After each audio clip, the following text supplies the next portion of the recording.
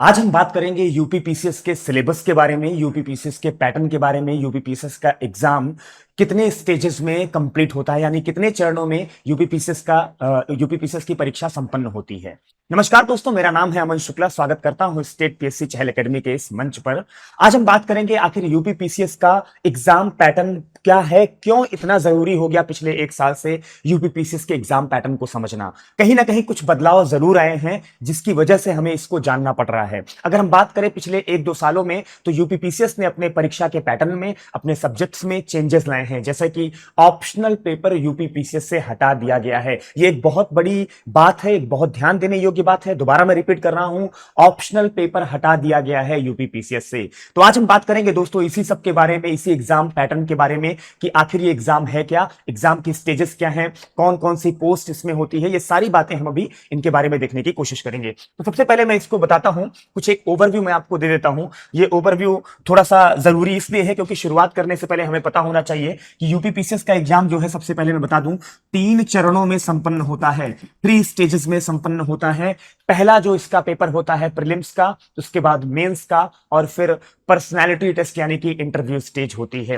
अगर हम बात करें प्रीलिम्स का, तो प्रीलिम्स में यहां पर हम देख रहे हैं, यहां पर एक जीएस का पेपर होता है, एक सीसैट का पेपर होता है। उसके बाद मेंस में टोटल 8 पेपर होते हैं, यानी ऑप्शनल के पेपर को मेंस के सिलेबस से हटा दिया गया है। ये एक बहुत बड़ा चेंज यूपी उत्तर प्रदेश ने किया है, उत्तर प्रदेश लोक सेवा आयोग प्रयागराज ने किया है। यहां पर समझने वाली बात यह है कि सर, अगर ऑप्शनल का पेपर हटा दिया गया है तो उसके बदले में उसके जगह पर क्या ऐड किया गया है, जिसकी चर्चा भी मैं यहां पर करूंगा। इसके अलावा जो लास्ट स्टेज होती है वो होती है इंटरव्यू की। तो इन्हीं सब बारे में हम अभी थोड़ा सा जानने की कोशिश करेंगे कि आखिर में ये है क्या।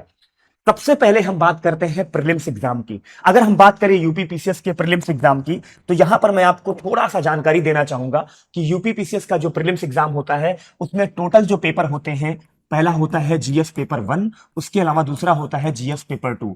जीएस पेपर 1 जिसमें जनरल स्टडीज शामिल होती है, ठीक है, इसमें सामान्य अध्ययन, सामान्य ज्ञान से संबंधित प्रश्न पूछे जाते हैं। लेकिन जो जीएस पेपर 2 होता है, जिसे हम सी सैट भी बोलते हैं, यानी सिविल सर्विसेज एप्टीट्यूड टेस्ट भी बोलते हैं। दूसरी बात अगर मैं बताऊं कि ये 2 घंटे में, प्रत्येक पेपर के लिए 2 घंटे मिलते हैं, यानी कि एक सुबह होता है, एक शाम के समय होता है। तो जीएस पेपर 1 सुबह होता है और जीएस पेपर 2 शाम के समय होता है, और प्रत्येक के लिए हमें 2-2 घंटे मिलते हैं। जैसा कि टाइमिंग मैंने बता दिया है कि पेपर 1 9:30 से 11:30 बजे तक होता है, पेपर 2 2:30 से 4:30 बजे तक होता है। अगर हम बात करें टोटल नंबर ऑफ क्वेश्चंस की, तो जीएस पेपर 1 में 150 क्वेश्चंस होते हैं 200 नंबर के, यानी 200 मार्क्स के 150 क्वेश्चंस होते हैं। और अगर हम बात करें जीएस पेपर 2 की, तो इसमें 100 क्वेश्चंस होते हैं 200 मार्क्स के। यानी थोड़ा सा यहां आपको चेंजेस देखने को मिलेगा कि जीएस पेपर 1 यानी सामान्य अध्ययन पेपर 1 के जो है, हमें जिसमें सारे के सारे सामान्य ज्ञान, हिस्ट्री, ज्योग्राफी, अभी हम बात करेंगे, ये सारी चीजें पूछी जाती हैं।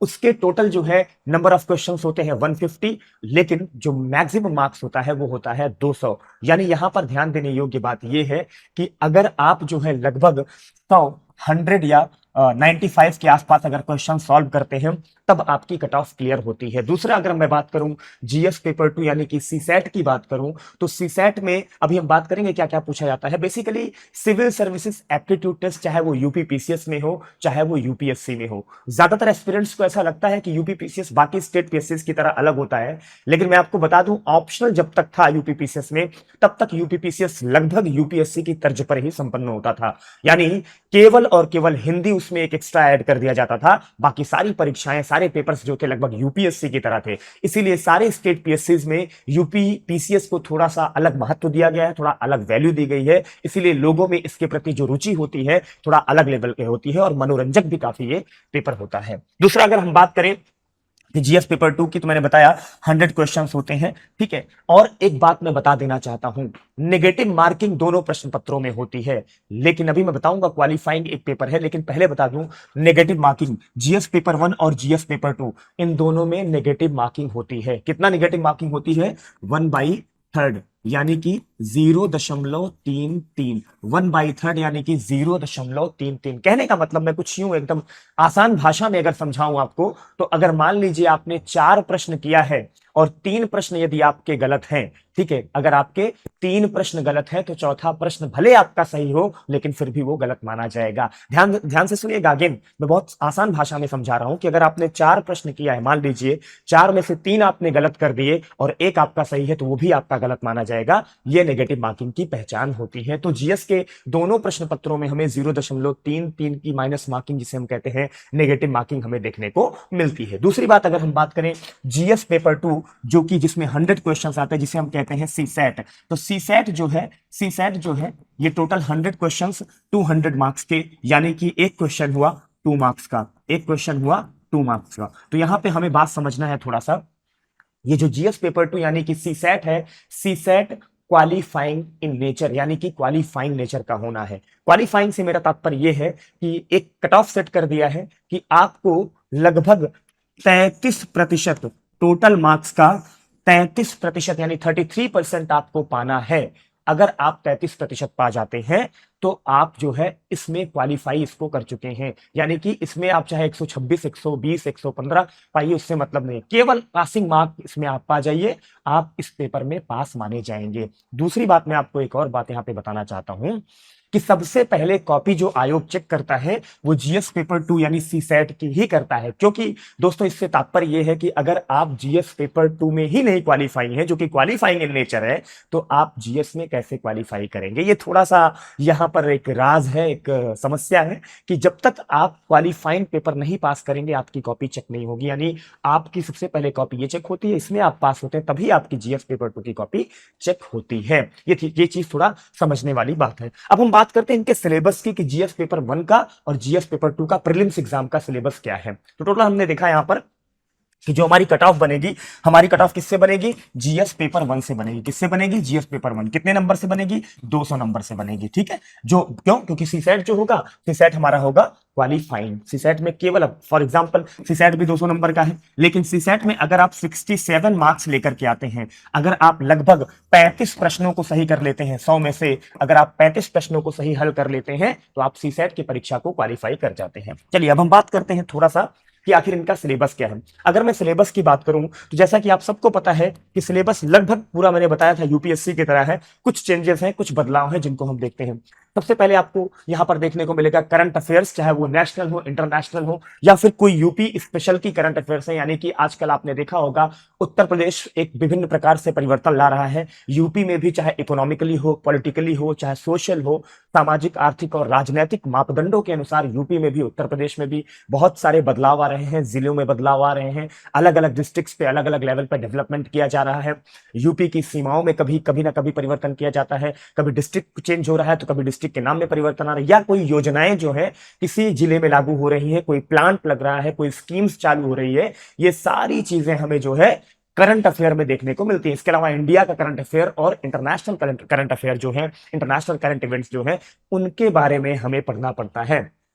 साथ के साथ यहां पर हिस्ट्री पूछी जाती है, ज्योग्राफी पूछी जाती है, पॉलिटी पूछी जाती है, इकोनॉमी पूछी जाती है, एनवायरमेंट के क्वेश्चंस आते हैं, साइंस के क्वेश्चन आते हैं। ये जो होता है टोटल हमारा सिलेबस होता है जीएस पेपर 1, यानी कि जिससे हमें पास होना है, जो हमें हमारे कट ऑफ की ओर पहुंचाता है। इसमें जीएस पेपर 1 जो कि आपका, मैंने फिर से मैं एक बार यहां क्लियर कर दे रहा हूं, 150 क्वेश्चन होते हैं 200 नंबर के, यानी अगर आप इसमें लगभग 95 से 100 क्वेश्चन सही करते हैं तब जाकर के आप कट ऑफ क्लियर कर पाएंगे। दूसरी बात यहां पर देखिए, आरक्षण की बात करते हैं कि उत्तर प्रदेश में भी जो है आरक्षण अलग अलग तरीके से है। उत्तर प्रदेश में भी आप देखिए जो स्टेट के लोग हैं उनके लिए यहां पर जो है थोड़ा सा विशेष सुविधाएं ये हैं कि जो बाहर से लोग आते हैं एग्जाम दे, दूसरे स्टेट के लोग अगर एग्जाम, वैसे दे हर स्टेट के लोग एग्जाम दे सकते हैं, लेकिन जो बाहर के लोग आते हैं एग्जाम देने, उनके लिए कुछ चीजें, कुछ सीटें ही आरक्षित हैं, यानी उनको जो है तो थोड़ा सा उनके लिए विशेषाधिकार कम दिए गए हैं बाकी के यूपी के लोगों की अपेक्षा। इसीलिए यूपी के लोगों का ध्यान यहां पर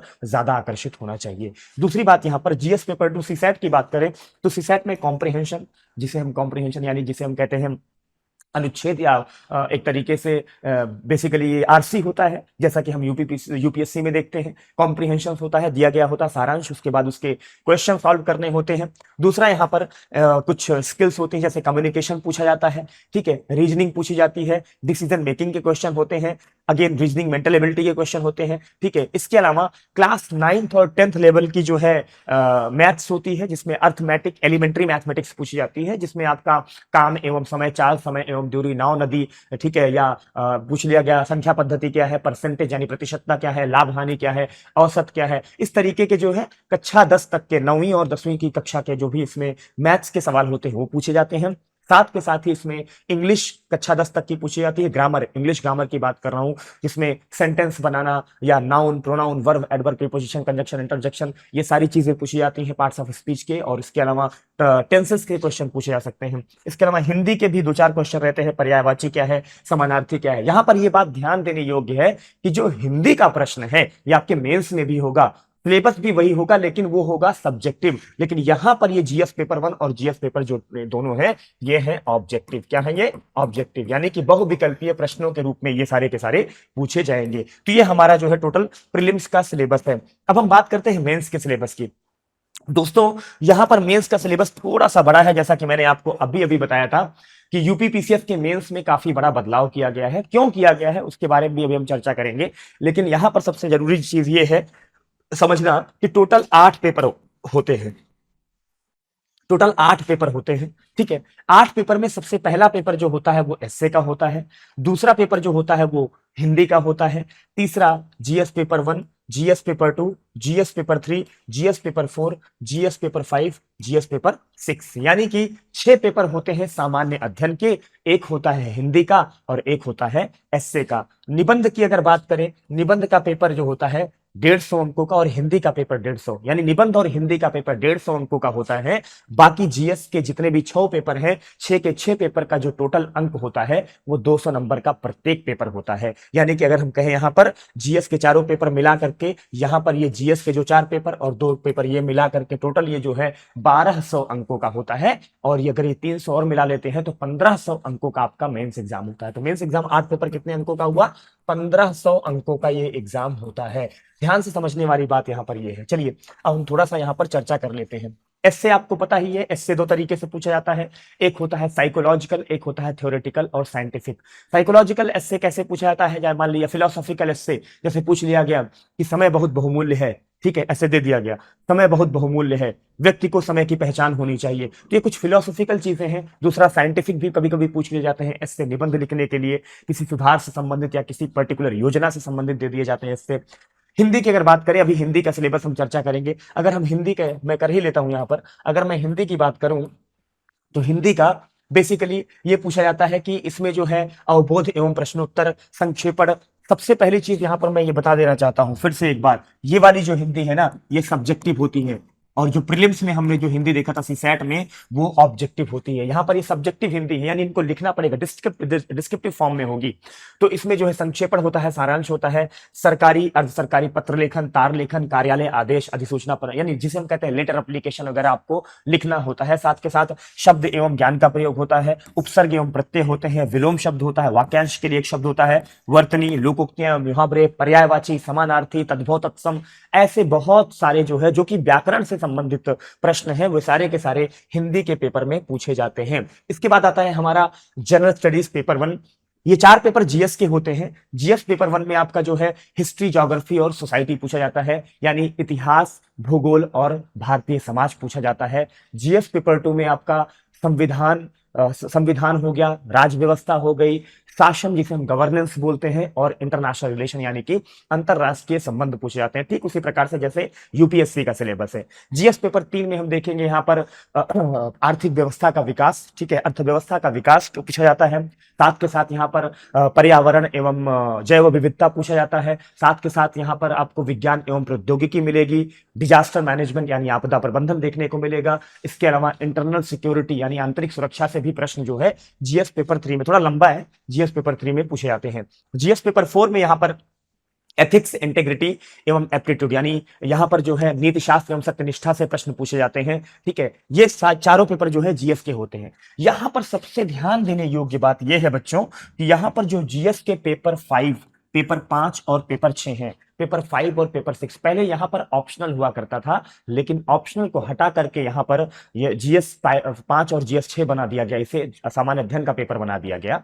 और ये सामान्य अध्ययन होता क्या है? दरअसल ये सामान्य अध्ययन उत्तर प्रदेश स्पेशल यानी उत्तर प्रदेश विशेष से सब्जेक्टिव यानी डिस्क्रिप्टिव फॉर्म में प्रश्न पूछा जाता है। उदाहरण के तौर पर पूछ लिया गया, बताइए उत्तर प्रदेश में स्थापित गन्ना केंद्र जो कि मुरादाबाद या हापुड़ में गन्ना केंद्र है, इस गन्ना केंद्र की लागत क्या है, कैसे, या पूछ लिया गया उत्तर प्रदेश में क्या कारण है कि सबसे ज्यादा गन्ना, आलू और धान की खेती होती है। आपको लिखना पड़ेगा बाकायदे उत्तर प्रदेश की ज्योग्राफी, उत्तर प्रदेश की हिस्ट्री। आपको पता ही है उत्तर प्रदेश की ज्योग्राफी बड़ी ही खूबसूरत है। उत्तर प्रदेश एक मैदानी क्षेत्र है और मैदानी क्षेत्र होने के नाते उत्तर प्रदेश में लगभग सभी फसलों का वहां पर बहुत अच्छे से उत्पादन होता है, चाहे हम बात करें गेहूं की, चाहे बात करें चावल की, आलू की, शुगर केन गन्ने की। इसके अलावा सब्जियों का भी उत्पादन उत्तर प्रदेश में किया जाता है। चूंकि उत्तर प्रदेश गंगा और यमुना के दोआब में स्थित है और बहुत सारी अन्य नदियां जो कि गंगा की सहायक नदियां हैं वे भी उत्तर प्रदेश को एक मैदानी अवसादी क्षेत्र बनाती हैं जो कि जलोढ़ मृदा से बना हुआ है। इसीलिए उत्तर प्रदेश की ज्योग्राफी बहुत ही ज्यादा, बहुत ही अधिक रिच यानी बहुत ही प्रचुर खनिज और बहुत प्रचुर कृषि से भरी हुई। उत्तर प्रदेश की आबादी भी बहुत ज्यादा आपको देखने को मिलेगी। उत्तर प्रदेश में जनसंख्या बहुत ज्यादा है। उत्तर प्रदेश के लोग जो है विभिन्न प्रकार के व्यवसाय करते हैं, तो व्यवसाय से संबंधित, जनसंख्या से संबंधित, अर्थव्यवस्था से संबंधित, राज्य व्यवस्था से संबंधित और भूगोल से संबंधित प्रश्न जो है यूपी स्पेशल से पूछे जाएंगे। यूपी स्पेशल इसलिए रखा गया ऑप्शनल को हटा करके, इसके पीछे सरकार का उद्देश्य यह था कि जो यूपी के लोग हैं वो उनको एक विशेषाधिकार मिलता है। कोई बाहरी व्यक्ति अगर किसी ने, मान लीजिए हरियाणा से अगर किसी ने टॉप किया, अगर किसी ने पंजाब से यूपी में आकर के टॉप किया या यूपी में परीक्षा में पास हुआ, उत्तर प्रदेश की सिविल सेवा परीक्षा में, उसे उत्तर प्रदेश के जिलों के बारे में ज्ञान नहीं है, तो वो कैसे जो है वहां पर प्रशासन कर पाएगा, कैसे शासन कर पाएगा। लेकिन अगर कोई उत्तर प्रदेश का व्यक्ति होगा, उसे उत्तर प्रदेश के बारे में पता रहेगा तो बेहतरीन ढंग से शासन चला सकता है। उसे डिस्ट्रिक्ट पता होगा, उसे वहां की ज्योग्राफी, वहां का इतिहास पता होगा, तो प्रशासन चलाने में, लोगों से कनेक्ट होने में, लोगों से संबंध बनाने में, लोगों से व्यवहार बनाने में देरी नहीं होगी। क्योंकि सिविल सर्वेंट हम जनता के सेवक हैं, जिसके चलते ये हमारा कर्तव्य है, हमारा फर्ज है कि हमें उस क्षेत्र के बारे में, हमें उस एरिया के बारे में जानकारी होनी चाहिए। तो ये एक एडवांटेज, ये एक जो व्यवस्था है उत्तर प्रदेश के लोगों को देखने को मिल सकती है। तो टोटल हमने बताया यहां पर आपको कि टोटल जो मेंस एग्जाम होगा 1500 अंकों का होगा, जिसमें से 1206 जीएस के पेपर हो गए। उसके अलावा 300 नंबर के 300 अंक में हिंदी और एसए हैं। टोटल हो गया कितना? 1500। लेकिन रुकिए, कहानी अभी खत्म नहीं हुई मेरे दोस्त। आगे बढ़ते हैं तो आता है इंटरव्यू, यानी कि यहां पर 100 मार्क्स का आपका इंटरव्यू पूछा जाता है। 100 मार्क्स का इंटरव्यू, ठीक है। जैसा कि हमने बताया कि चहल एकेडमी इंटरव्यू कंडक्ट करवा रहा है, यूपी पीसीएस के भी, बहुत सारे पीसीएस के भी, स्टेट पीसीएस के इंटरव्यू कंडक्ट करवा रहा है। आप आकर के ज्वाइन कर सकते हैं, आप रजिस्ट्रेशन कर सकते हैं। इसके अलावा चहल एकेडमी के विभिन्न कोर्सेज भी आपको देखने को मिलेंगे। तो यहाँ पर जो है 1500 अंकों का आपका हो गया जीएस यानी मेंस एग्जाम। उसके अलावा यहाँ पर 100 नंबर का जो है 100 मार्क्स आपका इंटरव्यू का जुड़ जाता है। तो टोटल आपकी जो कट ऑफ, आपकी जो मेरिट बनती है, ये 1600 अंकों की मेरिट बनती है। यानी कि आप तभी देखो, एक बार आपने प्रीलिम से, एक ऐसी कुंजी है, आपने एक बार खोल दी तो उससे अब कोई मतलब नहीं है। प्रीलिम से एक ऐसा दरवाजा है कि एक बार खुलने के बाद वो बंद हो जाए फिर भी कोई फर्क नहीं पड़ता है। लेकिन मेंस की जो यहाँ पे मेंस के पेपर्स होते हैं, उन मेंस के पेपर से कट ऑफ बनती है। उन मेंस के पेपर्स ही आपको आपके मुकाम तक पहुंचाएंगे, आपकी मंजिल तक पहुंचाएंगे। इसीलिए मेंस के पेपर को हमें समझना, हमें उसकी एनालिसिस समझना बहुत जरूरी था। दूसरी बात यहां बता दूं आपको कि इन 1600 अंकों में से अगर 50%, लगभग आप 50% के आसपास मार्क्स पाते हैं, तब आपका लिस्ट में जाकर के नाम आता है, जिसमें जो सबसे बड़ी पोस्ट होती है उत्तर प्रदेश में, आपको पता है एसडीएम पोस्ट सबसे बड़ी होती है, सब डिवीजन मजिस्ट्रेट, जिसे हम कई जगहों पर डिप्यूटी कलेक्टर भी कहते हैं। ठीक है, डिप्यूटी कलेक्टर आपको पता है कि कुछ कम पोस्ट भले होती है लेकिन काफी बेहतरीन पोस्ट मानी जाती है, डीएम के नीचे जो पोस्ट होती है। इसके अलावा दूसरी होती है डिप्टी एसपी यानी डीवाईएसपी, जिसे हम उत्तर प्रदेश के क्षेत्रों में सर्किल ऑफिसर, सीओ भी बोलते हैं। ठीक है, या फिर शहरों में इन्हें ACP, assistant commissioner of police भी बोला जाता है। उसके बाद इसमें बहुत सारी पोस्ट और मिलेगी, जैसे कि सेल टैक्स कमिश्नर मिलेगा देखने को, डीपीआरओ मिलेगा, ठीक है, डिस्ट्रिक्ट पंचायती राज ऑफिसर मिलेगा, वीडियो सबसे अच्छी पोस्ट होती है, इसमें वीडियो की पोस्ट मिलेगी देखने को। ठीक है, इसके अलावा लेक्चरर की पोस्ट है, बहुत सारी पोस्ट जो कि आपको देखने को मिल सके, रजिस्ट्रार की पोस्ट है, सब रजिस्ट्रार की पोस्ट है, ठीक है, तहसीलदार, नायब तहसीलदार की पोस्ट आपको देखने को मिलती है यहाँ पर। लेकिन अगर आप स्टार्टिंग के रैंक्स लेकर के आते हैं, अगर आप लगभग 20 से 25 या 30 या 35 रैंक के बीच में आते हैं, तब आपको एसडीएम मिलता है। इसके ऊपर आप जो है डिप्टी एसपी या अन्य पोस्ट आपको मिलना शुरू हो जाएगी। तो ये जो है बेसिकली कुछ बातें थी जो हमें समझना जरूरी था। दूसरी बात मैं आपको यहां बताना चाहता हूं कि अगर आप जो है हमारी वेबसाइट पर जाएंगे तो आप जा करके, अगर आप नीचे अभी डिस्क्रिप्शन बॉक्स में देखेंगे तो वहां पर चहल एकेडमी की वेबसाइट दी गई है। चहल एकेडमी की वेबसाइट पे जा करके आप चहल एकेडमी के कोर्सेस में रजिस्ट्रेशन करवा सकते हैं। हमारी जो यूपीपीसीएस की बैच है लॉन्च हो गई है और दूसरी बैच अभी लॉन्च होने वाली है, तो आप उसमें एनरोल करा सकते हैं। देखिए, किसी भी परीक्षा की तैयारी में कोचिंग का बड़ा महत्व होता है। कोचिंग ना सिर्फ आपके मार्गदर्शक के रूप में काम करती है, बल्कि कोचिंग आपकी मंजिल को और आसान बना देती है। उदाहरण के तौर पर हमें यह पता होता है कितना पढ़ना है, क्या पढ़ना है और कैसे पढ़ना है, लेकिन कितना पढ़ना है यानी कि क्या नहीं पढ़ना है, क्योंकि मार्केट में बहुत सारी चीजें अवेलेबल हैं। इतिहास की 10 किताबें हैं, उन 10 किताबों में से कौन सी किताब पढ़ना है, कौन सी किताब बेहतर होगी, कौन सी किताब हमारी परीक्षा के दृष्टिकोण से आसान होगी, इसके लिए एक कोचिंग, एक टीचर यानी एक मार्गदर्शक ही आपके लिए यहां पे सही और यथार्थ साबित होता है, जिसके लिए आपको यहां पर थोड़ा सा कोचिंग का सहारा लेना पड़ता है। तो कोचिंग आपकी तैयारी को थोड़ा जल्दी, देखिए ऐसा नहीं कि कोचिंग के बिना भी सिलेक्शन हुए हैं, लेकिन कोचिंग आपकी तैयारी को थोड़ा आसान कर देता है और जल्दी कर देता है। यानी जो तैयारी पिछले कुछ सालों से 5-6 सालों से बच्चे कर रहे हैं, वो 1 साल के अंतर्गत आप कर सकते हैं। अगर आप चहल एकेडमी की वेबसाइट पे देखेंगे तो वहां पर जाकर के आप रजिस्ट्रेशन करवा सकते हैं सारे स्टेट पीएससी के लिए, चाहे यूपीपीएससी हो, एमपीपीएससी हो, बीपीएससी हो, आरएएस हो, यूकेपीएससी हो, सीजीपीएससी हो, झारखंड पीएससी हो, डब्ल्यूबीपीएससी हो, हर पीसीस के लिए, हर स्टेट पीएससी के लिए वहां पर कोर्सेज लॉन्च कर दिए गए हैं। और दिवाली बाद सबकी वहां पर सेकंड बैच स्टार्ट होने वाली है। अभी दशहरा सेल भी चल रहा है, वहां पे जाकर के आप एनरोल करा सकते हैं और सबसे बड़ी चीज, आप इसका लाभ उठा सकते हैं। नमस्कार, धन्यवाद, मिलेंगे अगले वीडियो के साथ। Thank you.